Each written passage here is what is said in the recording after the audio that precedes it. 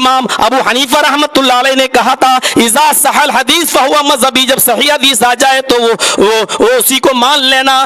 یہاں تک کہا تھا ایک دلجید اٹھائیے، شاہ ولی اللہ محدث دہلوی رحمۃ اللہ علیہ کی کتاب اور اس کے صفحہ نمبر 57 کو دیکھیے، لکھا ہے اذا قلت قولا یخالف کتاب اللہ و سنت رسولی، اگر میں کوئی ایسی بات کہہ دوں جو اللہ کی کتاب کے مخالف ہو اور سنت رسول کے مخالف ہو، اترکو قولی بکتاب اللہ، تو میری بات کو چھوڑ دینا، اللہ کی کتاب کو لے لینا، میری بات کو چھوڑ دینا اور رسول کی بات کو لے لینا۔ یہی دعوت ہے میرے پیارے ساتھیوں، اس دعوت کو ہمیں اور آپ کو سب کو اپنانا چاہیے۔ جب نبی کی بات آ گئی تو حضرت عمار کی نہیں چلی، نبی کی بات آ گئی تو حضرت عمر فاروق کی نہیں چلی۔ آپ دیکھیے حضرت عمر فاروق نے قیاس لگایا، اللہ کے نبی کا مہر اس سے زیادہ نہیں تھا، نبی کی بیٹیوں کا مہر اس سے زیادہ نہیں تھا، نبی کے زمانے میں جتنے نکاح ہوئے ان کا مہر اس سے زیادہ نہیں تھا، تو انہوں نے سب سے زیادہ مہنگا مہر دیکھا تو سب سے زیادہ مہنگا مہر 400 درہم پر ملا۔ 400 درہم سے زیادہ کوئی مہر ہوا ہی نہیں۔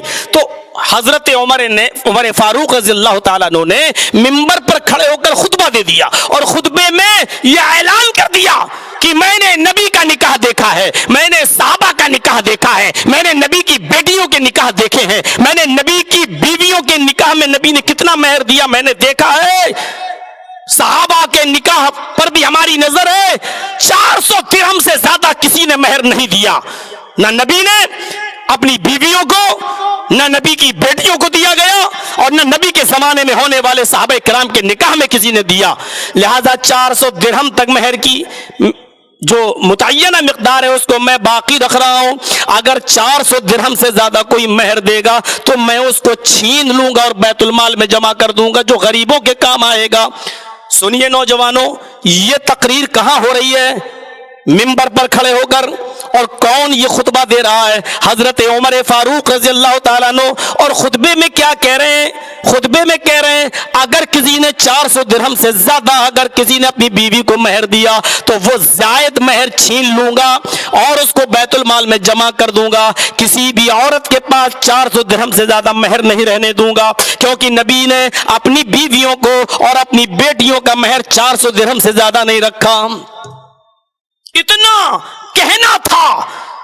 حضرت عمر نماز جمعہ پڑھاتے ہیں اور جمعے کا خطبہ دے کر جب منبر سے اترتے ہیں اور نماز پڑھاتے ہیں، سنیے نوجوانوں، جیسے ہی نماز جمعہ پڑھاتے ہیں اور ختم کرتے ہیں السلام علیکم ورحمت اللہ، السلام علیکم ورحمت اللہ، ایک بوڑھی عورت مسجد کے اندر تشریف لاتی ہے، وہ موزے پہنے ہوئے ہے، ہاتھوں میں داستانے پہنے ہوئے، وہ مسجد میں آتی ہے اور جھکی ہوئی نظروں سے کہتی ہے امیر المومنین آپ نے غلط فیصلہ دیا ہے، امیر المومنین مہر کے معاملے میں آپ نے غلط حکم دیا ہے، آپ کے حکم کو سب سے پہلے میں ریجیکٹ کرتی ہوں، نہیں مانتی۔ غور کیجئے، کیا کسی صحابی کی بات اگر وہ کتاب اللہ اور سنت رسول سے ٹکرا رہی ہو تو کیا اس کی بات بھی مانی جا سکتی ہے؟ ذرا غور کرو، اس عورت نے مسجد کے اندر کہا امیر المومنین اپنے جملے واپس لو، آپ کی بات قرآن سے ٹکرا رہی ہے۔ حضرت عمر بیٹھے تھے، کھڑے ہو گئے، کہنے لگے اس خاتون کو اندر لائیے، با پردہ ہے، اے ماں کیا ہوا، میری غلطی بتا دے، میں نے یہ فیصلہ جو سنایا ہے کتاب اللہ کے خلاف کہاں ہے، حدیث رسول کے خلاف کہاں ہے؟ اس عورت نے کہا عمر امیر المومنین شاید آپ نے قرآن نہیں پڑھا، اور اگر پڑھا ہے تو شاید آپ کو یاد نہیں ہے، اللہ فرماتا ہے وَآتَيْتُمْ إِحْدَاهُنَّ قِنْطَارًا فَلَا تَأْخُذُوا مِنْهُ شَيْئًا وَآتَيْتُمْ إِحْدَاهُنَّ قِنْطَارًا، اگر تمہارا شوہر تم میں کسی بھی بیوی کو ڈھیر سارا مال دینا چاہے، بہت سارا مال دینا چاہے، زمین و جائیداد اس کے نام الاٹ کرنا چاہے، سب کچھ دینا چاہے، جتنا مال چاہے، قنطارن بے شمار مال دینا چاہے، جتنا بھی مال دینا چاہے وہ دے سکتا ہے، فلا تاخذوا منه شيئا، اور یہ بھی کہہ دیا کہ اس مال میں سے تم کچھ بھی نہیں لے سکتے، وہ عورت ہی کا حق ہے، وہ عورت ہی کے پاس رہے گا، عورت اس کی مالک ہے۔ اے امیر المومنین، آپ نے یہ کیسے کہہ دیا کہ 400 درہم سے زیادہ عورت کو جو مہر دے گا میں اس کو چھین لوں گا؟ نہیں، آپ اپنے جملے واپس لیجئے۔ الفاظ ہیں حضرت عمر فاروق نے وہاں جمعے کے خطبے میں آگے بیٹھے ہوئے، آگے صف میں بیٹھے ہوئے لوگوں سے پوچھا، اس بوڑھی عورت نے جو بیان دیا ہے، جو قرآن کی آیت سنائی ہے، کیا یہ آیت قرآن میں موجود ہے؟ لوگوں نے بتایا ہاں۔ اے امیر المومنین، یہ آیت قرآن میں موجود ہے۔ حضرت عمر فاروق دوبارہ ممبر کے اوپر کھڑے ہوتے ہیں، سنو جمعہ کا خطبہ ہو چکا ہے، سنو جمعہ کا خطبہ ہو چکا۔ حضرت عمر اپنے جملے واپس لینے کے لیے دوبارہ ممبر کے اوپر کھڑے ہوتے ہیں اور کہتے ہیں، اصابت امرات واخطا رجل، عمر سے غلطی ہو گئی اور اس عورت نے درست بات کی ہے، آج کے بعد اس عورت کے قانون کو مانا جائے گا۔ اس عورت نے جو قرآن کی آیت پیش کی، قرآن کی آیت کے آ جانے کے بعد اب عمر کا فتویٰ نہیں چلے گا، میں اپنے جملے واپس لے رہا ہوں۔ میرے پیارے ساتھیو، یہی تو دعوت سلفیت ہے، یہی تو منہج صحابہ ہے، سب کو مانو، سب کی عزت کرو، سب کا احترام کرو میرے بھائیو۔ لیکن جب بات رسول کی آ جائے اور کسی کی بات رسول کی بات سے ٹکرا جائے تو رسول کا ادب و احترام نہ چھوڑنے پائے، اور رسول کی بات کو سر سے نیچے نہ گرائیے، اور دوسروں کی بات اگر گر رہی ہے تو گر جانے دو، لیکن رسول اللہ صلی اللہ علیہ وسلم کی بات نہیں گرنی چاہیے۔ اور یہی اصول تو ہمیں قرآن نے بتایا ہے، یہی اصول تو ہمیں قرآن نے بتایا ہے، فَلَا وَرَبِّكَ لَا يُؤْمِنُونَ حَتَّى يُحَكِّمُوكَ فِي مَا شَجَرَ بَيْنَهُمْ ثم لا يجدوا في انفسهم حرجا مما قضيت ويسلموا تسليما۔ تیرے رب کی قسم، اے محمد صلی اللہ علیہ وسلم، آپ کے رب کی قسم، یعنی اللہ اپنی قسم کھا رہا ہے، اے محمد صلی اللہ علیہ وسلم، آپ کے رب کی قسم، یعنی مجھے قسم ہے اپنے عزت و جلال کی، یہ دنیا میں لوگ اس وقت تک مومن نہیں ہو سکتے جب تک کہ وہ آپ کے فیصلے کو، آپ کی زبان سے نکلنے والے فیصلے کو، آپ کی زبان سے نکل جانے کے بعد من وعن ہو بہو سیم ٹو سیم پوری طریقے سے تسلیم نہیں کر لیتے، ایکسپٹ نہیں کر لیتے، سویکار نہیں کر لیتے، یہ مومن نہیں ہو سکتے ہیں۔ اور آپ کا فیصلہ آ جانے کے بعد اپنے دل میں تنگی بھی محسوس نہ کریں، فیصلہ تو مان رہے ہیں لیکن دل میں یہ آ گیا، کاش یہ ایسا نہیں، ایسا ہوتا تو کتنا اچھا ہوتا، کاش ایسا نہیں، ایسا ہوتا تو کتنا اچھا۔ اگر اتنی سی تنگی بھی ہمارے دل میں آ گئی، ثم لا یجدوا فی انفسہم حرجا مما قضیت، نبی کے فیصلے کے بعد اگر تنگی آ گئی تب بھی مومن نہیں، ویسلموا تسلیما، جب تک کہ آپ پوری طریقے سے اس کو تسلیم نہیں کر لیتے ہیں۔ مجھے آپ کے ٹائم کا بہت خیال ہے، میں قانون کو اپنے ہاتھ میں بھی نہیں لینا چاہتا، لیکن دل چاہتا کہ ایک واقعہ اور سنا دوں اور اس کے بعد میں اپنی بات کو آگے بڑھاؤں۔ ایک شخص حضرت عثمان کے پاس آیا، میں صحابی کی بات بتا رہا ہوں، یہ میں بتانے کی کوشش کر رہا ہوں، جب قرآن اور حدیث آ گئی تو صحابہ اپنے مقدمے واپس لے رہے ہیں، اپنے جملے واپس لے رہے ہیں، اپنی باتیں واپس لے رہے ہیں۔ تو صحابہ سے بڑھ کر بزرگ اور کون ہو سکتا ہے؟ صحابہ سے بڑھ کر با اعتماد کون ہو سکتا ہے؟ اور صحابہ سے بڑھ کر یقین کس پر کیا جا سکتا ہے؟ ان سے بڑھ کر آئیڈیل اور نمونہ کون ہو سکتا ہے؟ آئیے ایک چیز اور عثمان غنی کے تعلق سے بتا دوں۔ ایک شخص ان کے پاس مسئلہ لے کر آتا ہے، کہتا ہے امیر المومنین ایک گڑبڑ ہو گئی۔ کہا کیا ہوا؟ کہا میری شادی کو 6 مہینے ہوئے۔ حضرت عثمان نے جذبات میں آ کے کہہ دیا اللہ برکت دے۔ ارے برکت دے؟ پہلے سنیے تو کیا ہوا؟ کہا کیا ہوا؟ کہ شادی کے 6 مہینے کے بعد میری بیوی نے بچہ پیدا کر دیا۔ کیا 6 مہینے کے بعد بچہ پیدا ہوتا ہے؟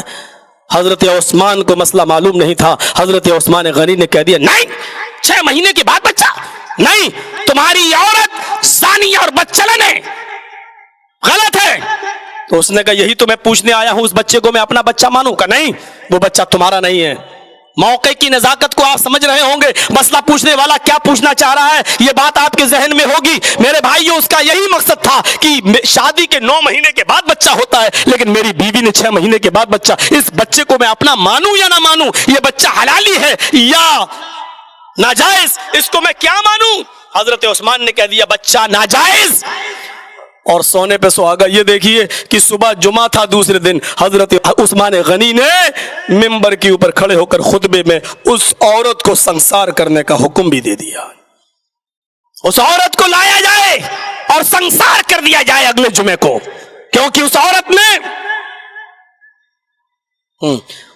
نے غلط کیا ہے۔ حضرت عثمان غنی نے خطبے میں یہ کہا، خطبہ ختم ہوتے ہی حضرت علی نے کہا عثمان غنی سے، امیر المومنین آپ نے غلط فیصلہ سنایا۔ حضرت عثمان نے کہا کیا 6 مہینے میں بھی بچہ پیدا ہو سکتا ہے؟ ہاں۔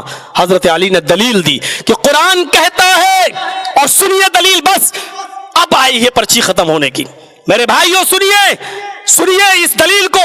حضرت علی نے کہا دودھ پلانے کی مدت قرآن بیان کر رہا ہے، کیا کہتا ہے کہ عورت دودھ پلائے کتنے مہینے؟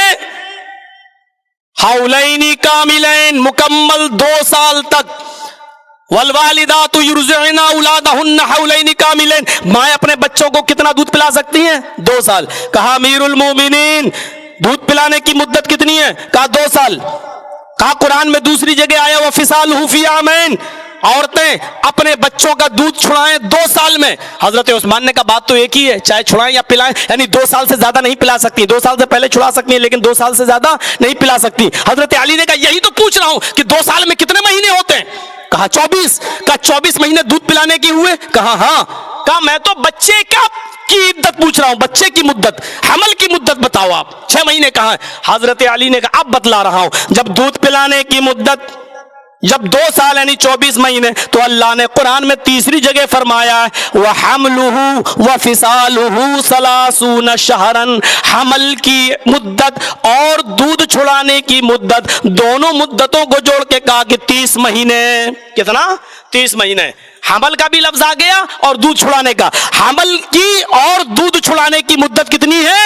30 مہینے۔ 30 مہینے میں 24 مہینے دودھ پلانے کے الگ کر دیجئے، تو 30 میں سے جب 24 کو آپ مائنس کریں گے تو کتنے بچے؟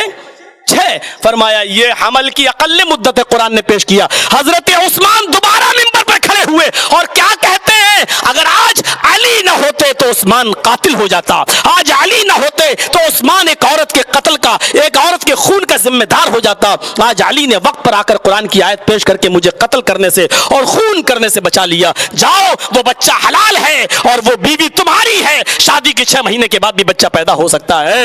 قرآن اور حدیث آ جانے کے بعد جب صحابہ کی نہیں چلی تو مولوی جرجیس، مولوی فلاں کی کیسے چل سکتی ہے؟ اتنی سی بات تھی میرے پیارے ساتھیوں۔ اس دعوت سلف کو آپ یہاں سے یادگار بنا کر نکلیں۔